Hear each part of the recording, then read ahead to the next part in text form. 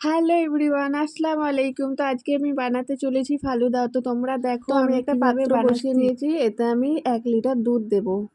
তো দুধ দেবার পরে 1 লিটার দুধ আর 1 গ্লাস পানি দেব। তো দেওয়ার পরে এটা একটু ফোটাতে হবে। তো তারপরে পানি আর দুধের সঙ্গে একটু ফুটিয়ে নেব। ফুটিয়ে নেবার পরে তার মধ্যে ফালুদাটা দিয়ে 15 থেকে 20 মিনিট নাড়াচাড়া করতে হবে।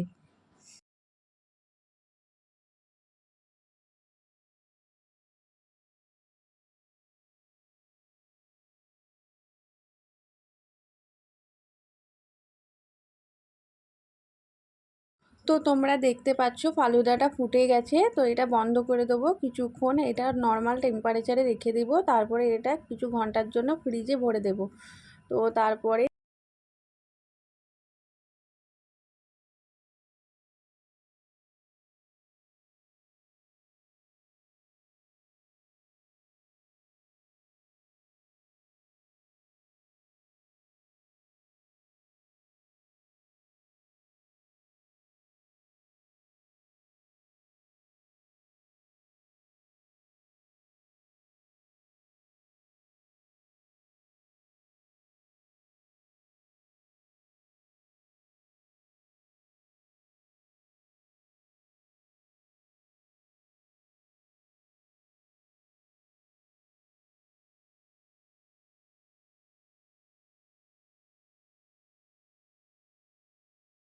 দেখো, তারপরে ফ্রিজের মধ্যে থেকে বের করে একটা গ্লাসের মধ্যে সার্ভ করা হচ্ছে। এরপরে ওর মধ্যে আইসক্রিম দিতে হবে, কাজু দিতে হবে, কিশমিশ দিতে হবে, তারপরে সার্ভ করতে হবে।